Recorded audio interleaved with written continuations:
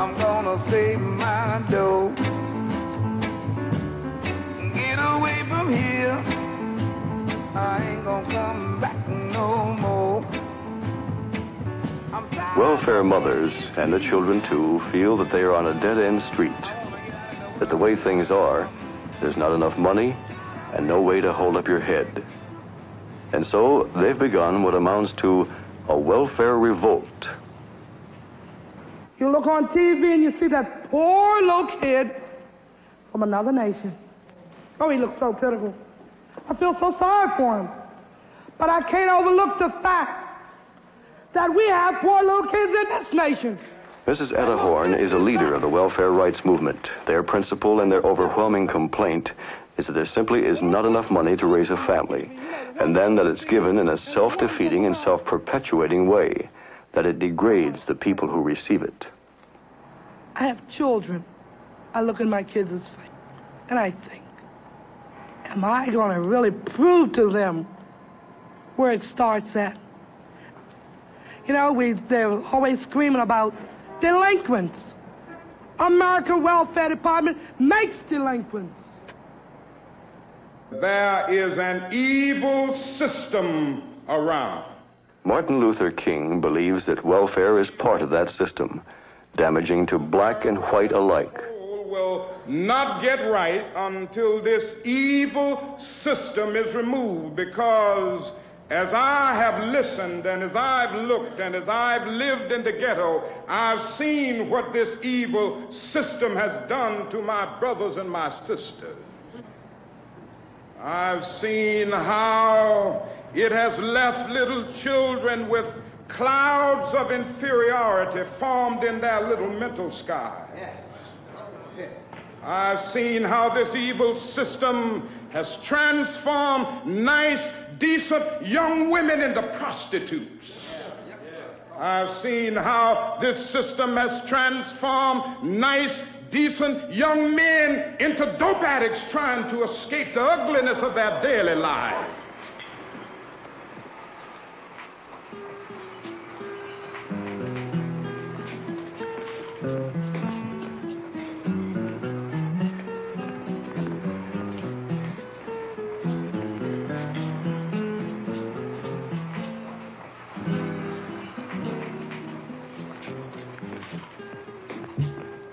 Maria Ortiz and her children, Hilda, Juanita, Antonio, Pedro, in their New York apartment.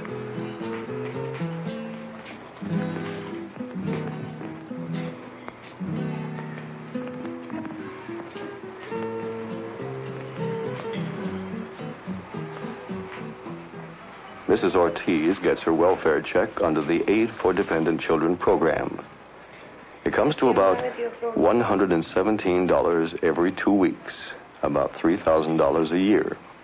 Not enough to pay the rent, feed and clothe the kids, and provide the diet that a doctor has told Mrs. Ortiz she needs. Another child is on the way, but the father of her children has deserted her. The fact that governs everything else in Mrs. Ortiz's life is money, or the lack of it. Her inability to give her children the things they need.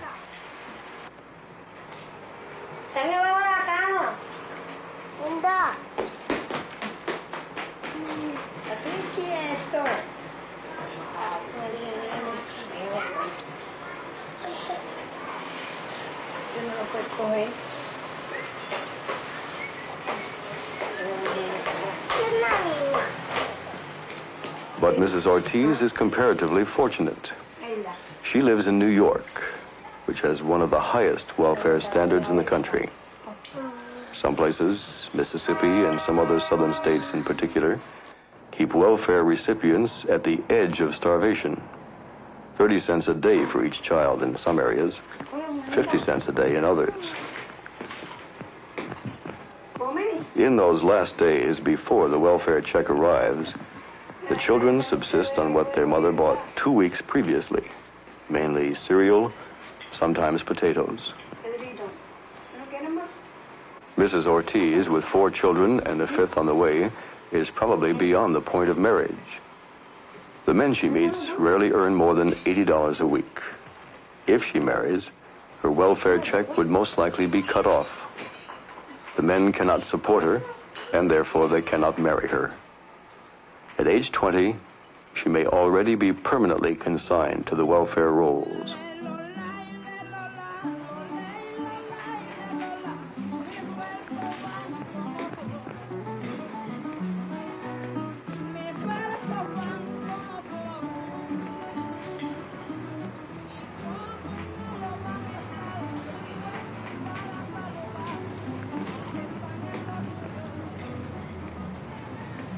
The problems of the Ortizes are similar to those of welfare families in other cities: Los Angeles, Denver, Chicago, Detroit. I have never received my check on time. Now, they say they put them out, but now, like yesterday, it's supposed to have been here yesterday, and it didn't arrive, and I'm waiting today for it. Now, 2 weeks ago, it was supposed to have been on a Friday, so it didn't arrive. So I waited Saturday until the mailman went by. Still no check. So I called down there for an emergency order like they told me to. There is no such thing as emergency order on a weekend. So in other words, my children went without food from Friday afternoon, Saturday, Sunday, until Monday afternoon at 2 o'clock. Mrs. Jane Wilson is a Detroit welfare mother. The premise of the ADC program is simple: that children without visible means of support must be aided by the state. But to be eligible, a mother and her children must be without a man in the house. Well, my husband left me in September, and then I went down to the emergency shelter, welfare shelter, and then I had to go through the welfare, fill out all these papers, drag all 5 kids on the bus, go down there, sit there and wait for 3-4 hours until they come around to you. I felt like the lowest thing on earth when I went to the welfare. I felt like they were all better than me, that they could walk all over me, which I got down on my hands and knees to them and begged them for coats and boots for these children at wintertime. I actually got down on my hands and knees, and you can ask anybody down at that office. I actually got down on my hands and knees and begged them. And you know what? And when I went down there, sure, they gave me the coats and boots. Sure, after you get down on your hands and knees and you beg, that's the only way you're going to get anything from the welfare. And to this day, I have never gotten anything from the welfare for myself.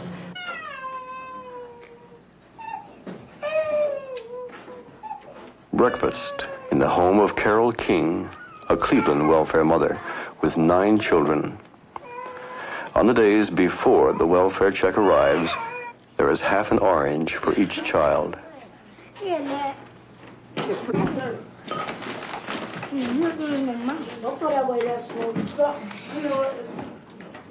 Mrs. King has become involved in the welfare rights movement because she feels she doesn't get enough money to raise her family. She gets less than 80 cents a day for each of her children. The Ohio legislature approves only 3/4 of the amount that the state welfare department felt was a minimum necessity in 1959.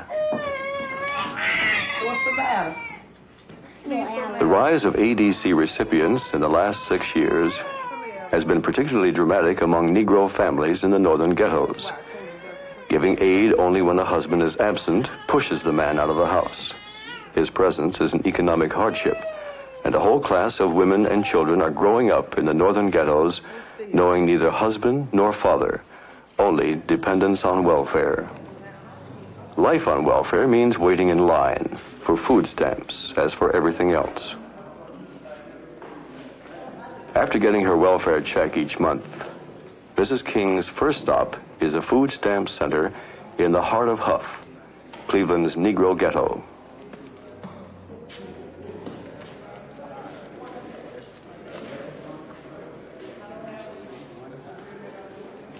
She pays $110 for $158 worth of food stamps, which must be spent only on food.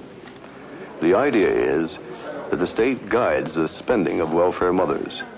And the women resent the implicit moral judgment that they don't have the capacity to care properly for their children. We are bitter because we are faced with trying to raise children without money.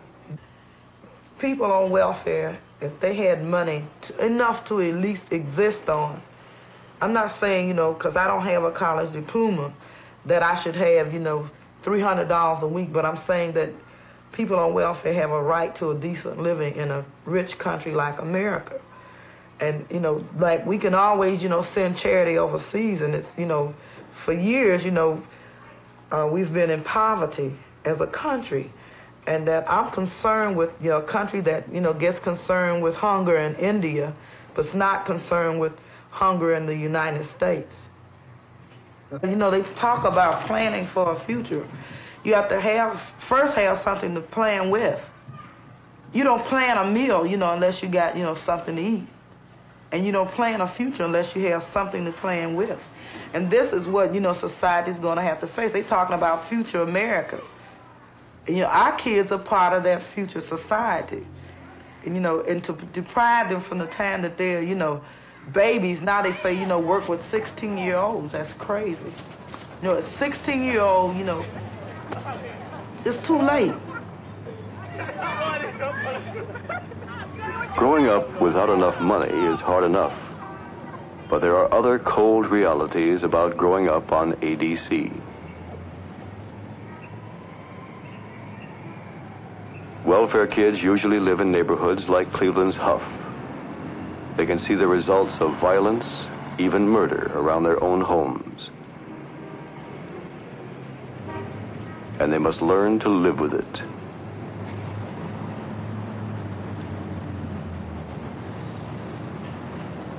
Hate to see these second generations of welfare coming up.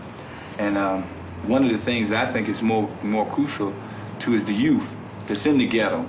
Because most of the youth that's coming up, you know, they're ashamed to tell their buddies, you know, say, well, yeah, we on welfare, you know, we getting ADC or food stamps and things like this here.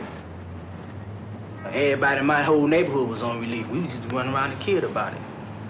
Because everybody in my neighborhood was on relief, but I was ashamed to go out my neighborhood and tell somebody I was on ADC. Yeah, I'm ashamed of it. If a child does not have adequate clothing, they don't want to go. If they can't participate and go to the football games and to the movies, they don't want to go to school. So it starts when a child is small. They recognize the fact that they don't have the things that other children have. Children realize when they're different. They know, I don't care how small you are, you know when you're different. And not only that, when you go to the public schools, many times the teachers make you know that you're different.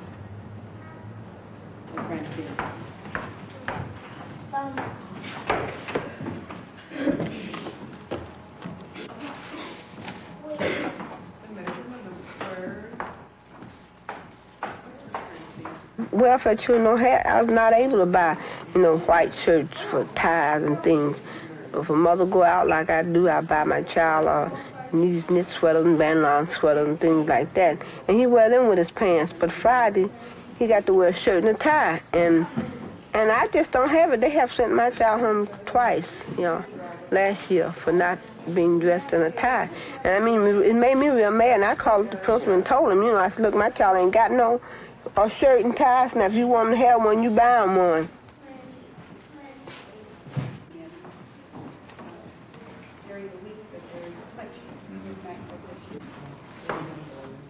Even in school, constant and subtle discriminations are made between welfare children and other youngsters. To qualify for most free services, such as milk, a pupil must be on welfare, and thus declares himself a welfare child.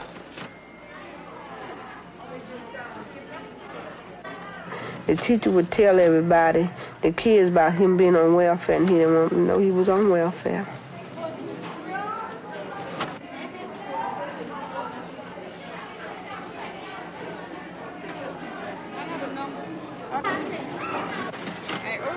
That lunch card they give him, it's on a special lunch that he get for welfare children, and it's not enough. They don't get no kind of dessert with it or ice cream, and I always have to give him more money to go with it.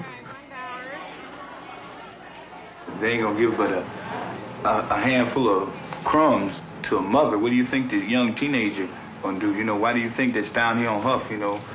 You know, because when it gets dark, they have to go out here and survive.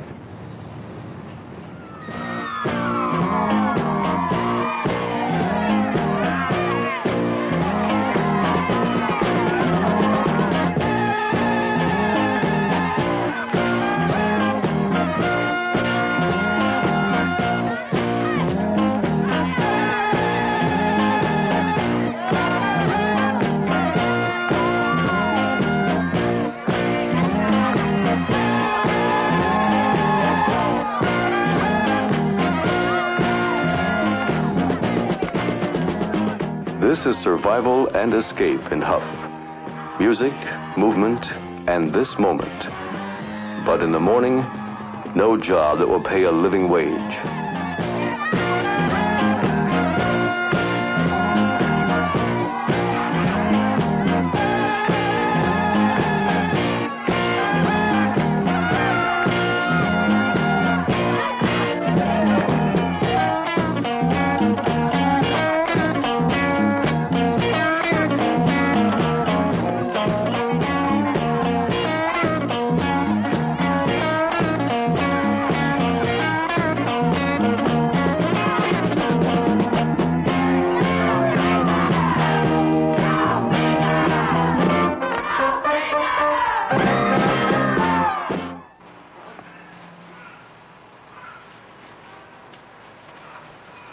And it begins again.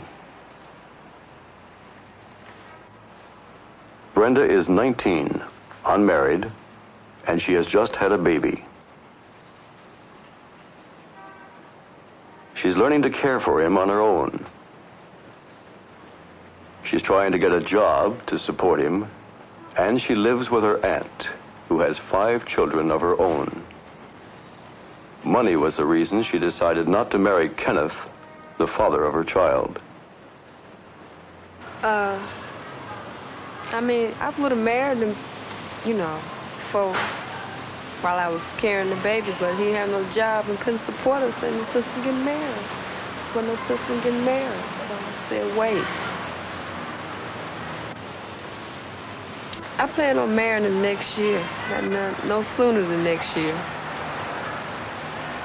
Have to give him time to work first. I mean, what's the sense of marrying somebody if he can't support you? That's his job to support you and the baby, not my job to support him and the baby. So after he start working, you know, work more than he been working, then I'll marry him. And I think he's able to take care of 2. Many hills? Not necessarily. Many of the girls who go on welfare never graduate from high school. A girl who gets pregnant in most high schools is automatically expelled. Usually she doesn't come back. She's on her way to a lifetime of dependence on welfare. The Webster School in Washington, D.C. is a high school for pregnant girls. A psychotherapy session is a weekly part of the curriculum. When I first found out that I had become pregnant, and when I found out that there was this school called Webster, I thought that I was going to be shut out away from the other people and that I was going to be an outcast. But when I came into Webster, it seems that I had more what you would say, people on my side, more attention going towards my way. And with the help of Miss Gill and then with the help of some of my good friends here, I seem to be making it and all. And being here with these girls, you know, they are closer to you. I think that all of us are closer together than girls that have not been pregnant, because they all have their opinions and they can easily say things, but we have, you know, we're all going through the experience. Mrs. Patricia Schiller is a clinical psychologist. She directs the conversation toward future plans and prospects. Well, I've got a job. I'm going for an interview today. And I filed for support from the father in the court. And it should be coming through by the time I get back in school in September. For a long time, I was under the firm belief that no one really has any excuse for being on public assistance. But when my grandparents and my father found out I was pregnant, their first attitude was, we aren't going to do anything for you. And my grandmother told me from the beginning, you may not bring this baby into my house. Now, she has responsibility for me until I'm 18 years old. I talked to my social worker here at school, and I have talked to people down at child welfare. And it's being made possible right now for my baby's born in September for me to put that child in a foster home and to visit it. And they'll take care of it until after I finish the 12th grade, and I'll be 18, I'll be on my own, and then I can provide for my child in my own way. And therefore, I think that it can be a good program. When a girl drops out before completing her high school education, she finds it difficult to get a job to take care of the baby. In many instances, this would force a girl to go on public welfare. If she gets Mrs. Fabola Gill is the school's principal. Which is terrible, and there doesn't seem to be any way out of this for me. She is likely to have another out-of-wedlock child, and as the babies continue coming, she gets farther and farther down into her state of depression. Many of our young girls would like to work, and they have tried. They really have tried to support their family, but the system and everything else just tears them down, and eventually they just become satisfied with welfare, and they don't try anymore because they see there's no sense of trying until this whole system is changed. Jeanette Salters, a welfare mother, works in Head Start and receives a small supplement to her check. You know, people talk about the ADC mothers don't want anything, and they're not going to ever get anything. This is the same feeling that they have. They have tried and they want jobs, but nobody's going to give them a job, and the first thing they holler, well, you on ADC, you know, and you don't have any experience, and how can you have experience when you're just coming out of school? And nobody's willing to try, you know, to give them a chance. And I'm beginning to believe, and so are most of the parents, that people want you on ADC. They like you there. You know, they can control you on ADC. And a lot of them just feel, well, I might as well sit here and get what I can. And they do have to cheat and lie and steal and to try to beat the system and try to just survive, not really live. Most of them are just surviving. Welfare departments claim that they want to encourage marriage and thus get women off the welfare rolls. But the investigation of a woman's eligibility for ADC discourages the beginning of any relationship with a man and marriage. Well, if he's someone who is sincerely interested in you, you would like perhaps to invite him to dinner, you would like to, maybe he would like to spend the day with you. And if this happens, and you have a neighbor who particularly don't care for you, then the welfare department will hear about it, and then they suppose that this man is living there, or that you are supporting him out of your funds, you're feeding him with your funds, or if you claim you're not feeding him out of your funds, then their answer will be, then he's giving you money. And she said, oh, you can't have a boyfriend. We don't allow that. And I wanted to know why. And she said, because it doesn't look right, you know, with the kids. And so I said, I still don't see why they have anything to do with me with a boyfriend. And she said, well, you'll have to get rid of him. You have to make plans to marry him. And I told her I wasn't getting married. I wasn't ready for it. I had just got out of one. And I said, now, look, you're going to tell me, here I am, 37 years old at that time. And I've been married, got 5 kids here in the home, and had been married to this one man for 16 years, and you're going to tell me I can't have a boyfriend? And so she said, well, we doesn't allow the ADC mothers with boyfriend. And I couldn't understand that. So she left. When she left, well, then she come back to tell me that my case was denied. This is what happened. She come back to tell me that they had denied me, that I could not get on the aid. If a man marries you, that he should, you know, take on the initiative of supporting your family. And, you know, to tell a man that makes, you know, $125, $135 a week, that he should accept me and 9 kids and support us is crazy. Because, you know, this, you know, realistically, I would feel that if I married a man in this position, that, you know, it wouldn't take but maybe 6 months. If it took that long, he would begin to resent my kids. He would hate me, you know, he would beat me, and he'd scream at the kids. He'd start beating the kids out of frustration. And, you know, maybe it wouldn't be because he didn't love me and the kids, but because he was, you know, being deprived of, you know, just having, you know, a pair of shoes on his feet and proper food for himself, you know, for kids that he wasn't responsible for. And this is, you know, thinking realistically. Weeping and crying for someone to love. In Cleveland and elsewhere, very little economic incentive exists for women to get off welfare. They would like for you to go out and go to work, or even seek part-time employment. But if you do this, then most of what you make is taken away from you. They receive only a small part of the extra income if they work. The jobs which they can get rarely offer very much more money than the welfare check itself. In a pilot project in Cleveland, they are allowed to keep only enough to bring them up to the state's welfare minimum. They are encouraged to go to school and get training, but even after training, good jobs are scarce. Beverly Siegel, a Cleveland social worker, visits Mrs. Fanny Brooks, who has left a Title V job training program to care for her children. One thing I wanted to talk to you about today is the fact that you'll be going off of the training program. And now that you're going back onto ADC alone, it will be cut back, you know, to regular ADC, which will be $92 difference. And that's quite a bit of difference. And it's going to be difficult, I imagine, to get used to living on that type of budget again. Yes, it will be. But I would rather have a small amount and have peace and happiness and harmony in my home than have a lot of difficulties and different problems.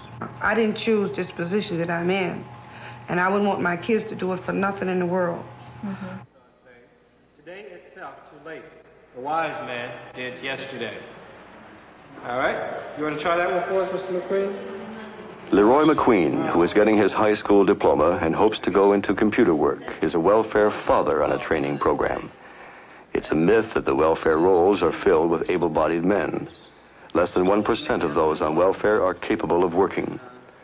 In 1962, realizing that ADC ignored men and tended to break up families, Congress passed the ADCU program, Aid for the Dependent Children of the Unemployed. Mr. McQueen worked in a print shop for 7 years. One day, the shop went out of business. Mr. McQueen could not find another job. Shortly after he went on welfare, Mr. McQueen's wife died, and he was faced with the prospect of raising his 5 children himself. The welfare department gave him a temporary professional homemaker. Good, Rita? Maybe you'll have some more sometime, huh? You still don't want any water? A midday snack is water and Jell-O.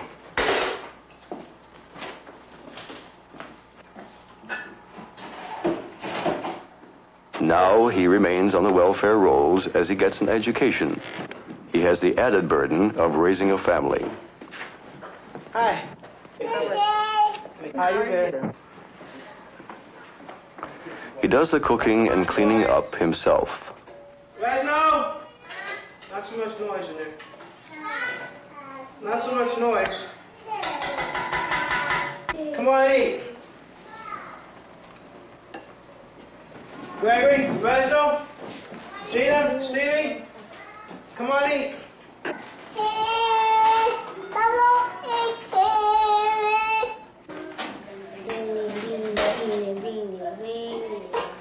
Dinner is usually beans with some ham hocks, and as in most welfare homes, no milk. Almost all starches, little meat.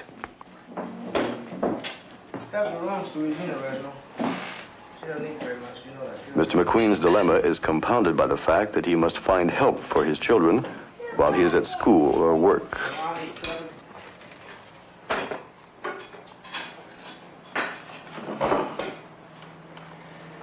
Watch the baby, don't let it, huh? Take your time, it'll cool off. Mr. McQueen has many problems. He lives for the day when he can earn enough so that his children have proper meals, the day when he can provide for his family adequately, when he can relax with some assurance about the future. How many roads must a man walk down? The electric guitar is in and out of the pawn shop, a reflection of Mr. McQueen's financial fortunes. And how many seas must a white dove sail before she sleeps in the sand?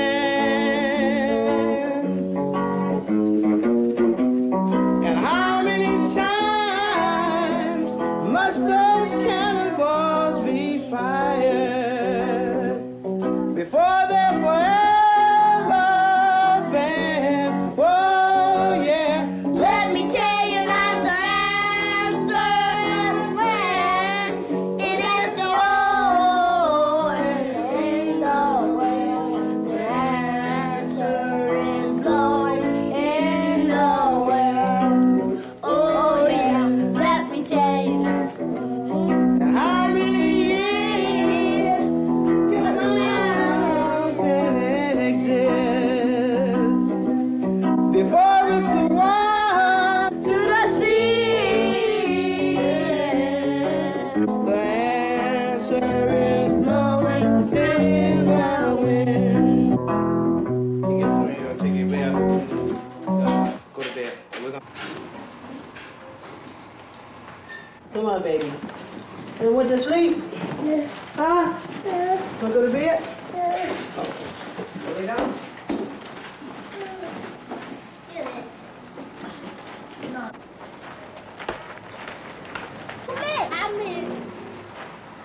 Today, Mr. McQueen does not go to school because the homemaker didn't show up. His children play in the backyard.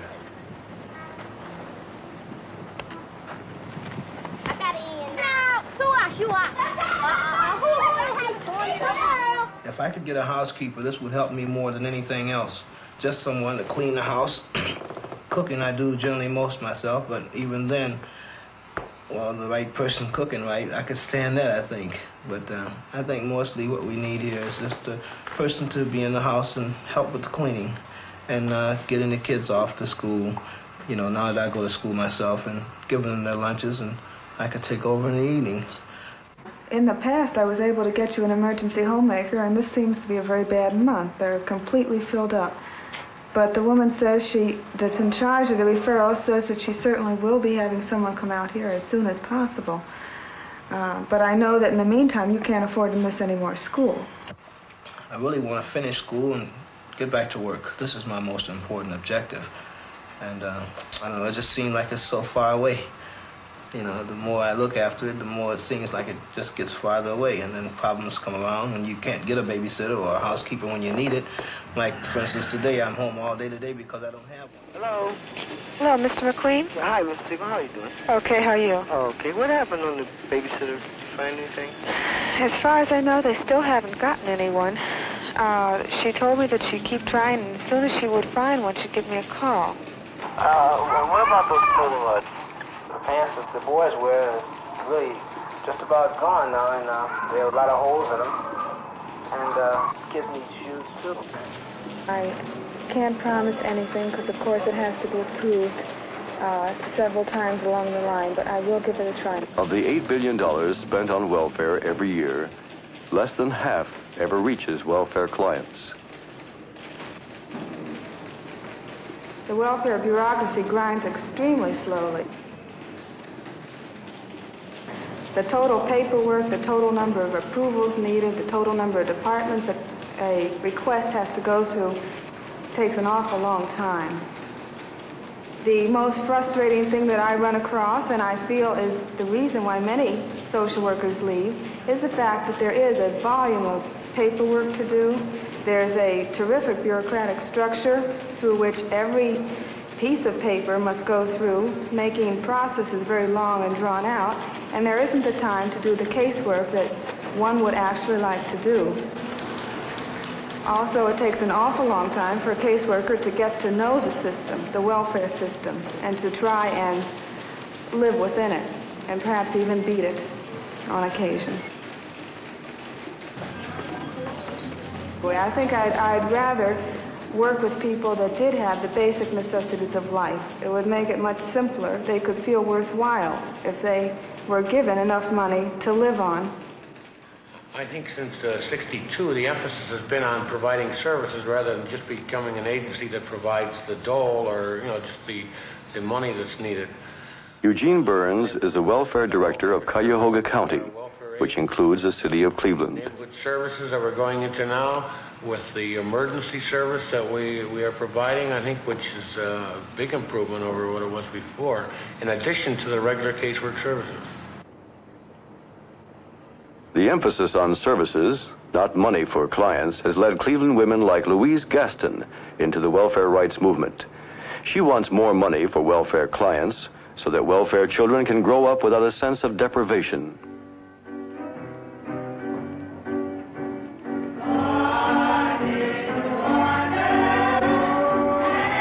Well, I tell them just because we're on welfare, that doesn't mean that we are down in the dumps. We're still people. They still are fond of their father. My daughter, she doesn't care for him, but I try to teach her that after all, that still is her father.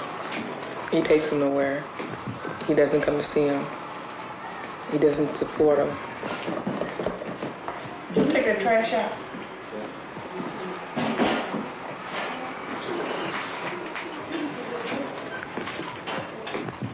I am having proceedings now for a divorce. It's been hectic, although I've had to raise them by myself. I haven't had too much problem, even though they are teenagers. Tell them to pile off the table. Mrs. Gaston protests what she feels is the injustice of the American welfare system in not providing enough for families. But organizing against it is not easy. But organizing takes quite a bit out of you. You're tired. Sometimes you're bitter. You get angry because people don't see life like you do. Especially when things are that you're trying to push are for their benefit as well as yours. I've had women slam the door in my face and tell me, well, whatever you're fighting for, if you get it, I'm going to get it anyway, so what I'm going to get out and fight for? What I'm going to get out and knock on doors for? I mean, these things make you angry, but you learn to look at them and feel sorry for them. Cleveland women meet in Mrs. Gaston's home. The desire to change and improve the system has brought hundreds of Cleveland welfare recipients into welfare locals. The movement is a young one in Cleveland, and nationally it's about a year old. The experience of being in an organization is a new one for most of the women. Building a membership means gaining a strategy for organizing. Local meetings that I was under the impression, and I was told that no one person have to join a local to get any kind of help or aid from the local. That's what your group says. That's right. You don't have to. But all the other groups don't see it like you do. Because I brought it back to my group how you all felt, remember? That this was primarily... The women believe that the first step in reforming the welfare system is for them to get adequate money. They do not feel they need rehabilitation by caseworkers who make continual investigations into their eligibility for welfare. They want enough money to raise their families. They want a chance at jobs which will pay them decently. They want a share in making the decisions which affect their lives. $50 cut in their check, and you're going to tell them to give you $1, then you'll see that their check is right. He said, yeah, if they want to get it raised, or if they want their money back. Now, this is what he said the National Coordinating Committee was supporting, and I'm in thorough disagreement with that. I think we went over this ground before, and I think we did agree that in terms of Cleveland organizing, that the denial of service wasn't to take place if a person didn't have their dues. Well, that's where Yeah, that was the understanding I think we all had. Paul Younger is a Protestant minister who has worked with the poor for a decade. The point is that we're trying to get folks from all over the city into our locals, and they'll be coming to the Food Stamp Center. Okay, we trying to sign people up to join welfare rights movement. And what's been happening is people on welfare for years have really been just mistreated, and now we're banding together to really get something going. We have locals already set up, and somebody will get in touch with you. I can't write it. I can print it. Okay, that's fine. You print it? Yes, you can print it. An interviewer from a local television station. Mrs. Plummer, today is your beginning of recruitment? Yes. We're out here to take in relief clients to take and join our local union, welfare union, all over the city. Specifically, what is it you want to accomplish? We want to accomplish better relationships with the relief department. And we want to take and get the things that our workers tell us that we can't have, like household furnishings and clothing orders and car fare going back and forth to the hospital. Ladies want to sign up? Success in organizing is more than getting people to sign a piece of paper. It means creating an organization which can build effective pressure on welfare departments, which can deliver economic benefits to its members. And that means helping persons to receive their full welfare payments under the present laws. We're just trying to help you get some of the things that you're eligible for getting, and the union will help you because we're trying to get everybody to stick together. One person just don't have to fight for themselves. All of us fight for each other. Welfare authorities in Washington disagree with the emphasis of welfare clients groups. Washington believes that rehabilitation through employment training will solve welfare problems. How is this to be done? The head of the Department of Social and Rehabilitation Services is Mary Switzer. I think you have to have it organized. You have to find ways to take care of the children. If the mother is reluctant to leave home with the children, you have to have increased daycare facilities. And you have to begin, in many ways, at a different level than you did with a handicapped person who may have had some schooling, even though they may have been out of the mainstream of life. I think you have to find the right kind of training with jobs at the end of it. And I think all elements in the community have to be involved in this employment problem. We should encourage employment not only with the end result of getting people not dependent upon public welfare or public assistance, but to help them, if there is a low welfare standard, adequately to supplement it. And this has been one of the chief failures, I think, of the administration of public welfare in this country. I think that it has been a great mistake to not allow and not to give the incentive to people to keep what they earn up to a point. Now, obviously, when they have a job that is going to be permanent and they are secure in it, then, of course, you wouldn't want them to be dependent on public welfare. But until they reach that point, what they earn, they ought to be encouraged to earn in order to supplement welfare payments, particularly where they're inadequate. But usually what happens is that if they earn a little, they are penalized by having it taken out of their assistance payments, so the incentive to work is not as great as it otherwise would be.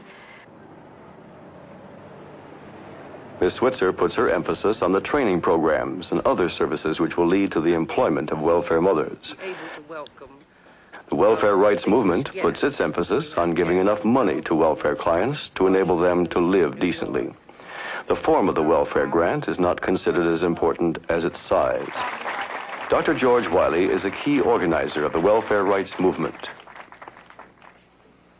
And we are finding across the country that there has been increasing discussion in high places of such things as the guaranteed annual income and other things that are supposed to be panaceas to solve the problems of the poor. Well, welfare was supposed to be a panacea 30 years ago. And all of those people who are poor today know that those kinds of easy solutions did not work. The thing that every welfare recipient knows is that there are 2 or 3 basic issues, and the welfare rights movement is beginning to articulate those issues loudly and clearly. That is that the most basic issue for a welfare recipient is enough money to feed and clothe and house the members of his family. And very few people who are talking about a guaranteed annual income are talking about giving poor people amounts of money that would allow them to live in decency and with a sense of adequacy. And it is that the welfare rights movement is going to have to bring across this country, that we won't have any guaranteed annual income or any family allowance or any other scheme that doesn't provide people with at least the basic necessities of life for their families. And the second thing is that there must be a system of income distribution that gives to people the money that they are entitled to as a right, and you are entitled to your welfare as a right, that gives it to them with a sense of decency, a sense of dignity and respect, that you needn't be the subject of these investigations. This June, the National Coordinating Committee has organized and set up a campaign with a very simple theme that every welfare recipient understands, and that is that welfare recipients are tired of waiting. We are tired of waiting for checks. We are tired of waiting for the little pittance that people give out. But it is going to be a campaign to demand more money now. And so all over this country, welfare recipients will be organizing to go to the welfare department to present a very simple form outlining the most basic needs that they have for food, for clothing, for shelter, and to demand that the welfare department fill those needs now. Basic needs. Food.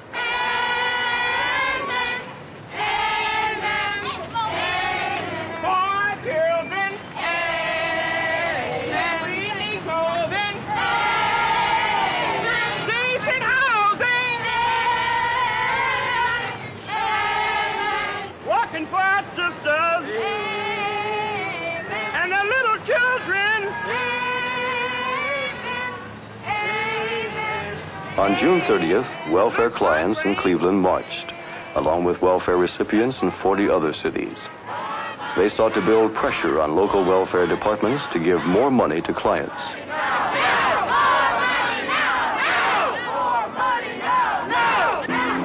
Up and down Ohio's roads. This is a history lesson. It tells you how you got where you are, and it ain't nowhere. Okay? Up and down Ohio's roads, up and down we go. All we get's the run around, the state gets all the dough. Pity the kids on ADC, how can they stay in line when welfare checks are smaller than in 1959? Oh, up and down Ohio's roads, up and down we go. All we get's the run around, the state gets all the dough. We are walking for more money now and basic needs now. Our checks are too small to buy essential clothing and household items. We call on county welfare to write us special orders to meet these needs now, because our rent and utility allowance is too small to rent our families decent, adequate housing or pay our utility bills. We call on the state welfare department to raise the standards for rent and utilities now, because our children cannot live decently on 83 cents of a bare minimum, or what it cost in December of 1965. This type of demonstration, an orderly, well-mannered demonstration that existed today, brings out to the public and brings out to those public officials in Columbus that there is a real need and that something should be done and has to be done. And I think, I hope that they're successful. But as far as staff, as I mentioned, staff has an obligation. We're a service organization. We're government employees. We have to serve the public. Our doors are open every day. Our staff is accountable for that type of service that is mandated under the statute, and we have to perform. This is my captain man. I stepped down off that thing and turned my head. Well, we can get the casework staff on immediately and just see what, who are eligible and what. Mr. Gaston. Ms. Gaston, will you come over here? Grantwood. Want a couple more over here? The usual press coverage of demonstrations gets a different reaction from the welfare client and the welfare administrator. I want you two to hang on to this together as if you're handing them in. Well, I can't hand. I only hand what I. No, this is for all of it. You're representing all of them for the moment. We got other pictures. Well, if that's all right with the rest of you. I'm sure it's all right. Is it okay? They're all smiling, so it must be all right. Get in fairly close together. You smile a little bit. Come on, smile. Miss Gaston, I want you to grab her over them too. Yeah, look at her, don't look at me. Don't put it in front of my face, though. Will you swing closer together, please? That's it. And smile a little. Look right up at him, Miss Gaston. All right? Oh, that's it. Let's give him a good smile. All right? Your picture being a paper, you want to smile, don't you? I'm serious. I mean, this is no playing matter. This is serious We're business. serious, too. I think it makes sense. Thank you. All right, anyone else like their picture taken? Huh? All right? Please convey to the group my appreciation for their demonstration and the manner in which they conducted it. Thanks again. Come back again. Oh, I'm tired. I want him to take a bath and go to bed. Complaints were filed and hearings conducted throughout the summer of 1967 to bring welfare payments up to the highest possible level.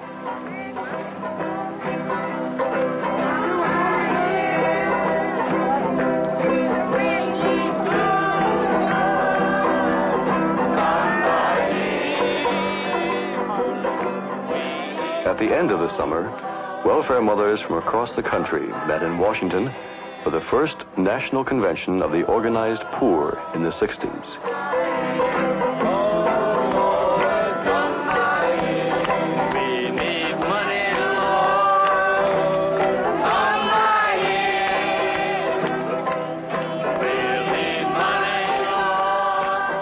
A bill had passed the House of Representatives which would freeze the welfare rolls at a 1967 level, would increase employment training in other services, and would compel women with children to leave their homes to work under threat that their assistance would be cut off.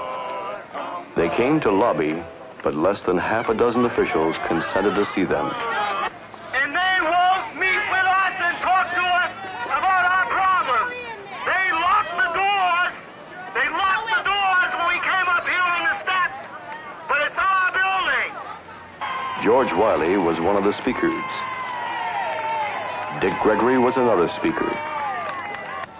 We'd like to say thank you very much, because what you're doing here today, unborn babies will be grateful for. We want to put the Senate and Congress on notice that we are here today, and we're not mad, we're just tired. But I hope they don't make the same mistake they made with the freedom movement. We came here 4 years ago with the freedom movement. We weren't mad. We were just tired. Today, the freedom movement could not come back because we're not tired. We're mad now.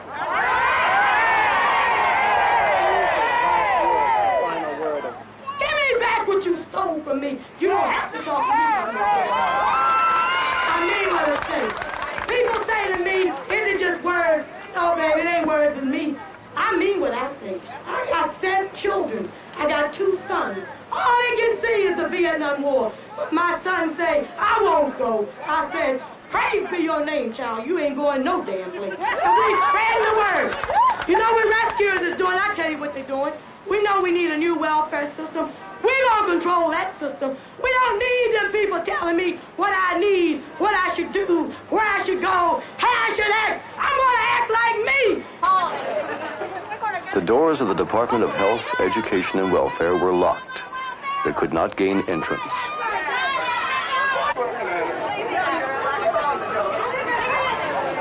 I wish I had some gas. I wish I had some tear gas. Okay.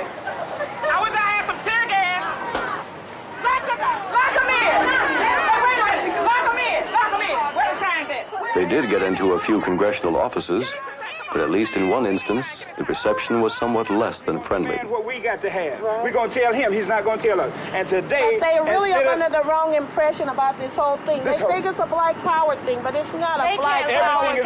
Whether it's black power... We don't want black power in the What you mean you're black?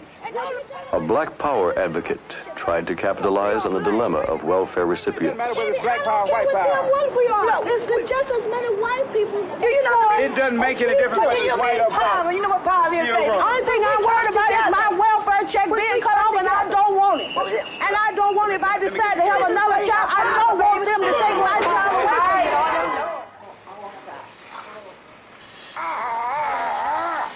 Poverty destroys hope. It breeds crime and revolution. It is perpetuated under a welfare system conceived in and for the Depression that does not work today. This is the only Western country that degrades the poor in the way it gives welfare aid. In most others, the state provides a family allowance that amounts to an income floor below which no one can fall. An adequate guaranteed minimum income would help to destroy the welfare cycle. It could be given in such a way that families would not be broken up. Breadwinners would not be penalized for working. And that's the battle cry of the welfare revolt, although it's in simpler words, more money now. For what the welfare mothers desperately want is a chance in life for themselves and even more for their children. I ain't gonna come back to this